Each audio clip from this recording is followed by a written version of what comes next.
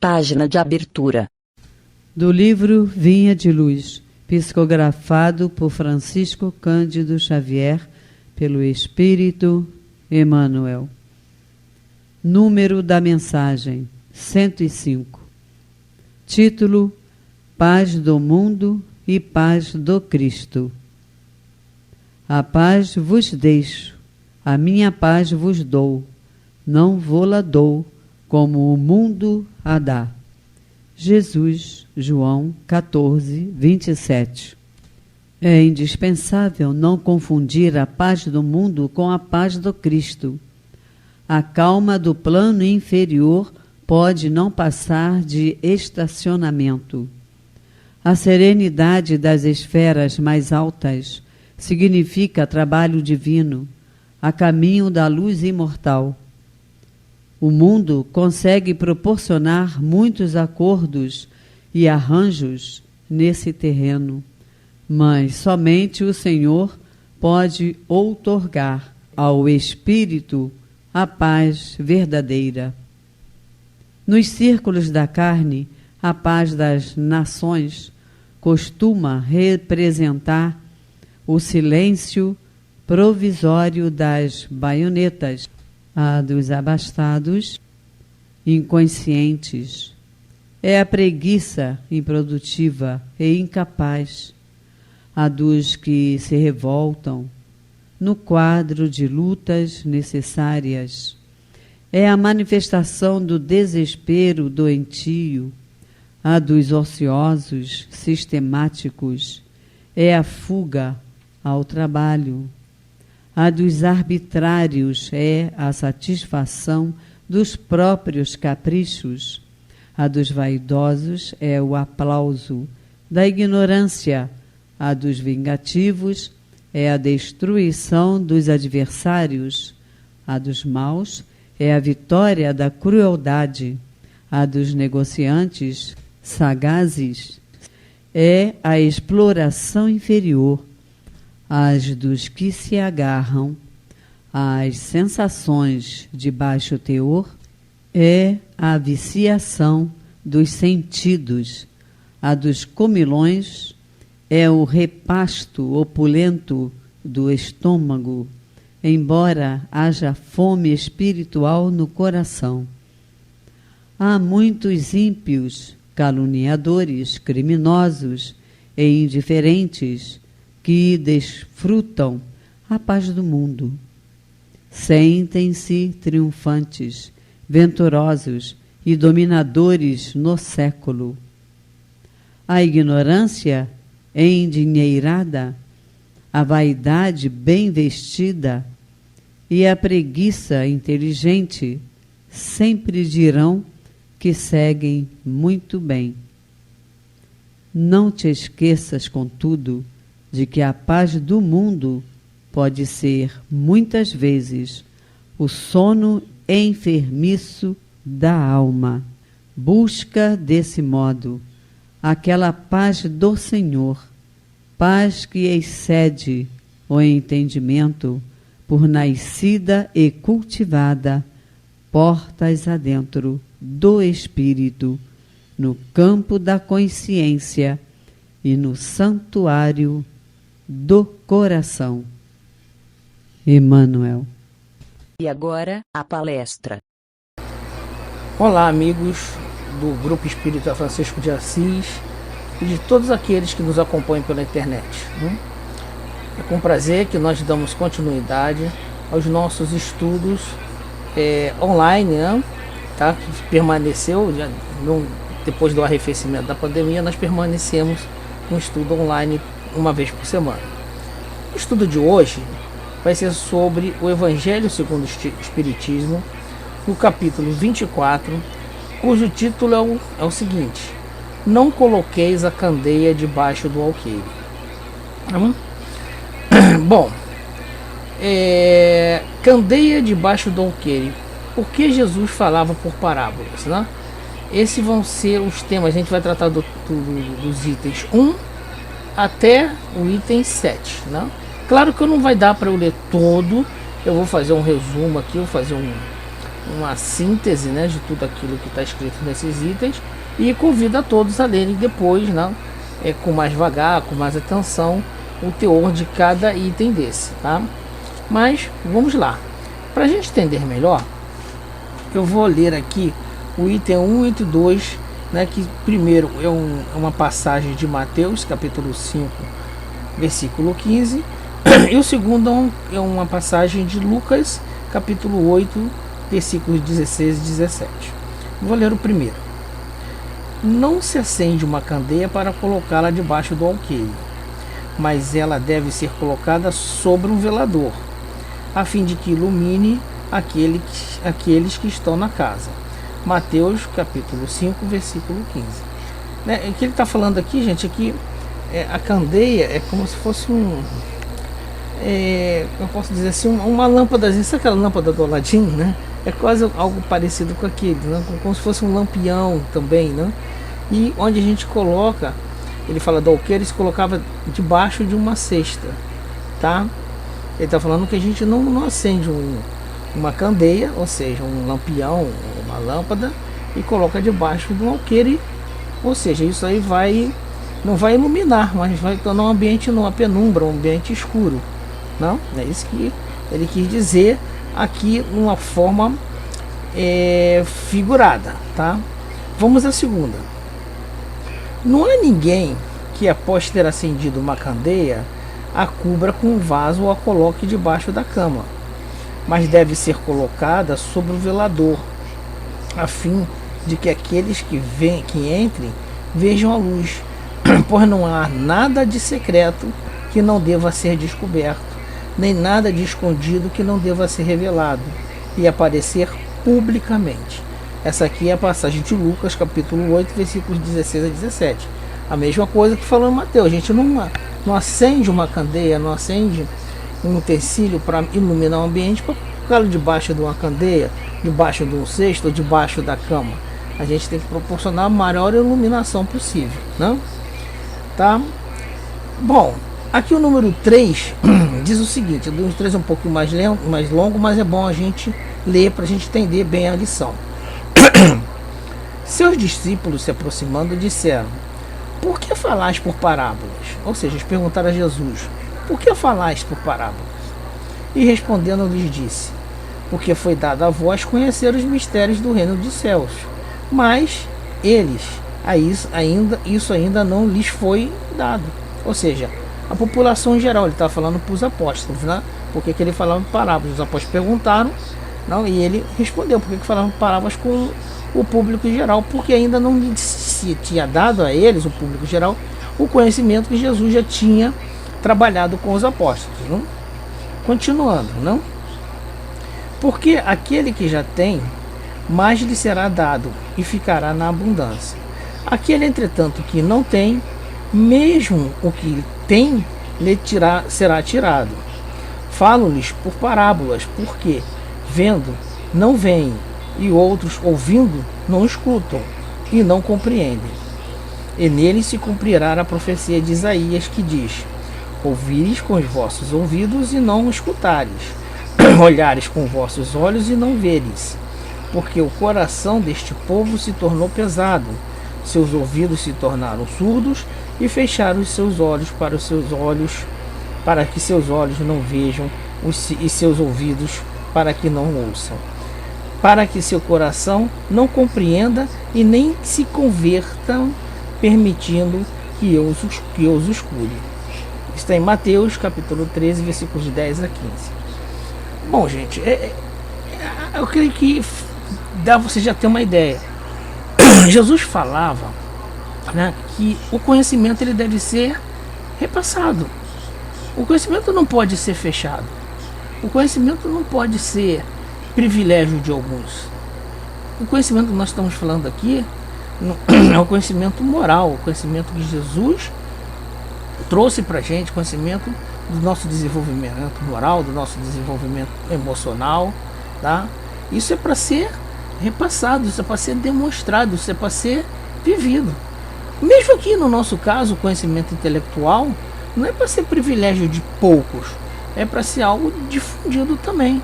quanto mais o conhecimento intelectual, quanto mais os conhecimentos científicos e conhecimentos produzidos pela academia ou produzidos, né, da nossa cultura, no senso comum, que tragam bem, que tragam bons resultados, que tragam, né, de certa forma ajude a gente a resolver problemas, a gente se adaptar a determinadas situações, a gente sociabilizar melhor na nossa sociedade, conhecendo mais a nossa cultura, também é um conhecimento que deve ser revelado, né? Deve ser desvelado. Isso não pode ficar ali velado numa escuridão, né? Debaixo de um alqueire ou encoberto por um manto que só alguns privilegiados podem ter. E Jesus, ele fez isso, né? Tanto que nós dizemos que o Evangelho é o que? O grande legado que Jesus nos trouxe, falando sobre todo o ensinamento que ele deixou, que ele nos legou, que ele falou e, mais que tudo, ele praticou, né? Ele praticou tudo isso aqui. Ele fez, não só falou. E ele deixou esse conhecimento, né, para todos nós, né? Todos nós temos esse conhecimento, todos nós temos acesso a esse conhecimento, não? Tá? E ele fala, inclusive, vamos dizer assim, da condição, ou seja, do momento em que a gente vai revelando o conhecimento. Porque se a gente for ver bem, Jesus falava por parábolas, porque naquele momento nós, né, que devíamos estar encarnados lá, não tinham o conhecimento intelectual, nem a percepção moral, nem o equilíbrio para entender tudo isso que ele fala hoje para gente. Se hoje em dia é difícil se entender o que é o perdão, se entender a prática do perdão, se entender o auto-perdão, se entender a benevolência, imagina naquela época, como é que vai se falar disso para coisas que não estavam no hábito da gente, né? Naquele momento que a gente, né, que eu digo a gente estava lá encarnado, também era mais matéria, né? Era mais sustento, era mais condição de manter, né, a vida material, de manter o sustento do corpo, né, de buscar, né, mais condições de sobreviver no momento que um povo, né, dominado, né, por Roma e uma série de conflitos. Então Jesus, ele teve que adaptar, né? Ele falava o que? Sobre parábolas. Você pode ver que a parábola dele sempre tem um rebanho, um cordeiro, né? Coisas que o homem daquela época ligava, né? Tá? E que ele vai dizendo aqui, nem sempre a gente teve olhos para ver e ouvidos para ouvir. Nesse tocante, né, lá na introdução ao esse mesmo livro Evangelho do Espiritismo, você vê lá um trecho interessante que fala o seguinte, né, que o Espiritismo seria a nossa terceira revelação, porque tudo começou lá, foi assim com parcimônia. Primeiro foi com Moisés, a primeira revelação, onde trouxe tudo que nós não deveríamos fazer, de uma forma bem direta, de uma forma até certo ponto dura, ante a nossa condição naquela época, né, de ainda embrutecida no que tange a questão emocional e moral, principalmente. Veio a segunda revelação com Jesus, com o Evangelho que ele trouxe pra gente, aonde ele, misericórdia, com parábolas de forma simples, aproveitando o que a gente estava acostumado a fazer naquele dia a dia, no nosso dia a dia da lida, né? Nosso dia a dia da pescaria, do trabalho pastoril, né? Enfim, da busca do sustento na agricultura também. Ele tirou exemplos para a gente, né?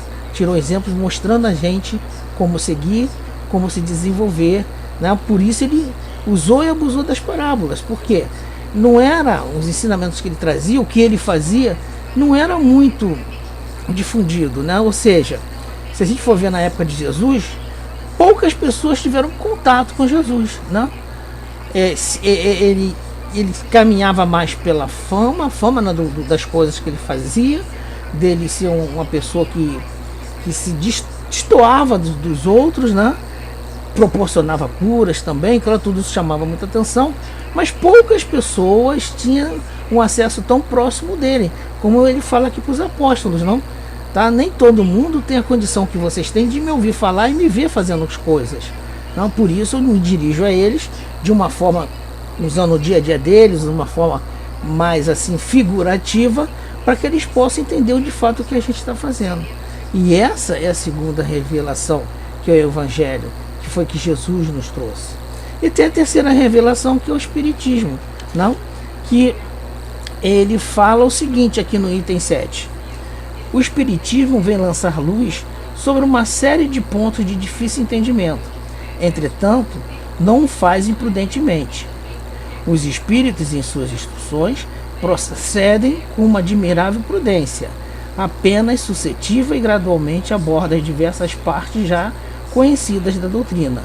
E é assim que as outras partes serão ainda reveladas à medida que o momento de fazê-las vir à luz tiver chegado. Então, mesmo hoje, veja só, primeira revelação com Moisés, tudo que a gente não devia fazer.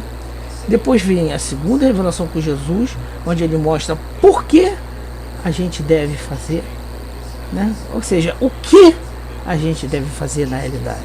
O que a gente deve fazer para ser feliz, para a gente se equilibrar. O que a gente deve fazer para ter, né, um aperfeiçoamento moral e espiritual. O que a gente tem que valorizar na vida. Não? Isso no momento em que a gente era muito brusco ainda. Ele veio com essa proposta. Né? Uma pessoa que veio e mudou o mundo, dividiu o tempo em antes de Cristo e depois de Cristo, e que nasceu numa manjedoura, né? Tanto que você vê que ele não nasceu no castelo de Herodes, mas ele nasceu na manjedoura e teve, pela sua, principalmente sua condição moral, ele conseguiu efetivar, conseguiu ser tão influente que influenciou inclusive, né, a divisão do tempo, tamanha a sua importância, não? Sua importância que eu digo no que diz respeito à questão moral, não propriamente intelectual, não, mas moral, de ensinar coisas boas pra gente. E a terceira, como eu li aqui no item 7, vem o Espiritismo, que vem lançar luz sobre coisas que não tinham condições de Jesus ensinar ainda pra gente, sobre coisas que não tinha como a gente entender, né, naquela época, né? Já pensou se falar de perispírito naquele momento, se falar de reencarnação como nós conhecemos hoje, se falar, enfim, né, da questão da lei de causa e efeito, enfim, como nós estudamos hoje. Mas mesmo assim, né, o Espiritismo, as revelações são feitas paulatinas, à medida que a gente tem condição de entender, não como eles falam aqui, né? A gente foi revelada muita coisa no doutrina espírita e ainda vai ser revelada mais coisas. Tem mais coisas para a gente aprender, tem mais coisas para a gente destacar, né, e viver, não? Tá? Principalmente no que diz respeito ao nosso burilamento interior. Mas a base está montada, ou seja, primeiro foi o que não devia fazer, Moisés. Depois, o que eu devia fazer. E terceiro, por que eu devo fazer, né? Com a terceira revelação, que é o Espiritismo, né? Tá? Que mostra pra gente como a gente pode, e nos fornece as ferramentas de fato do porquê, né, Jesus mostrou e fez tudo aquilo, porque Jesus procedeu daquela forma, fundamenta muita coisa que Jesus deixou. E mais que tudo, o Espiritismo, né, ele não é restrito, né? A época de Jesus, né, os apóstolos tinham mais aporte, tinham mais informação. Jesus estava mais próximo dele. A grande população nem tanto, né? Tanto é que ele falava por parábolas e tudo, né? O conhecimento, né, não era tão efetivo. Jesus não tinha condições de passar o conhecimento efetivo. Já o Espiritismo não. O Espiritismo, né, olha a difusão que tem através dos livros da doutrina espírita, né? Desse Pentateuco que corre o mundo todo, né? Que hoje em dia, pela tecnologia, as informações sobre o Espiritismo, sobre as revelações espíritas, sobre os princípios espíritas e a forma da gente enxergar o mundo sobre uma visão da imortalidade da alma, né, a coisa é bem diferente, tá? Então, a visão, a terceira revelação, ela vem abranger, ela vem trazer esse desvelar, em tocar mais corações, para que a gente possa ter mais condição de evoluir e assim entender melhor, gente, né? Entender melhor todas as vicissitudes que a gente passa. Tem um provérbio oriental, né, eu não sei de que região certamente é, mas fala alguma coisa que eu acho muito interessante, né?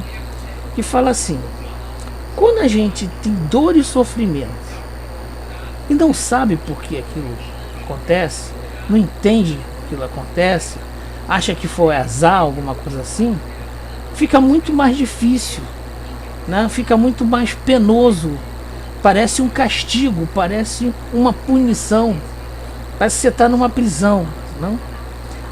Aí o dor e o sofrimento fica muito difícil de encarar.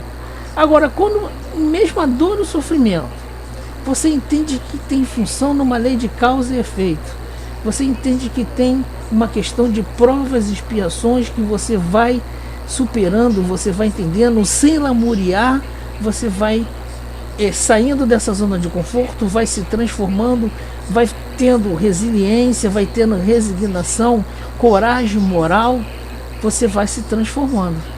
Aí você vai ver que essa dor, esse sofrimento, ela muda de figura. Não que ela vai deixar de doer, mas você vai entender melhor e vai ser mais fácil de passar por ela. Mais fácil, ou seja, porque você vai ter o consolo, porque você sabe que isso é transitório, você sabe que vai ter a fé no futuro, que tudo isso vai passar, e você sabe que você está num caminho de desenvolvimento espiritual e que isso serve, né, para te burilar, para te chamar a atenção, para você buscar tirar o proveito disso e se transformar. Gente, proveito do sofrimento parece doido, mas seja, é algo que eu não vou poder tirar, mas é algo que eu vou aprender com ele alguma coisa, não? E é isso que Jesus, mas em cima Deus nos permite, Deus nos concede o que a gente pede, não? Essa, na minha visão, né, é que é o objetivo da luz da candeia debaixo do alqueire. Que quanto mais a gente difundir as informações, quanto mais a gente difundir a lei, quanto mais a gente difundir esses ensinamentos, né, de Jesus, da doutrina espírita, do consolo, quanto mais a gente prestar nossos ouvidos para aquele que sofre, procurando levá-lo a entender o sentido de tanto sofrimento, quanto mais a gente aclarar a vida do outro com informações, falando que isso não é uma coisa definitiva, isso é transitório, você não está, né, você não é, você está, tudo isso vai passar, com certeza a gente vai estar fazendo algo muito maior, né? A gente vai estar colaborando com a obra de Jesus, com a obra do Senhor, para desenvolver ainda mais cada um de nós, enquanto espíritas, enquanto cristãos, melhor dizendo, enquanto pessoas na busca da elevação espiritual. Porque uma coisa que a gente pode dizer é certa: um dia você vai ser espírito puro, um dia você vai ser um espírito feliz, né? A caminhada está aí, é só você semear, que a semeadura é sua. Você tem a lei da liberdade, e isso é uma instrução, é um conhecimento que Deus nos passou, né? Burila mais, trabalha mais o teu interior, plante sementes mais sadias, que você vai colher momentos melhores, né? E aproveite cada dia que você acorda, o presente que Deus te dá, para você reformular tudo aquilo que você tem que reformular e continuar tudo aquilo que você está fazendo de bom e de bem para você e para o teu próximo. Muito obrigado, graças a Deus.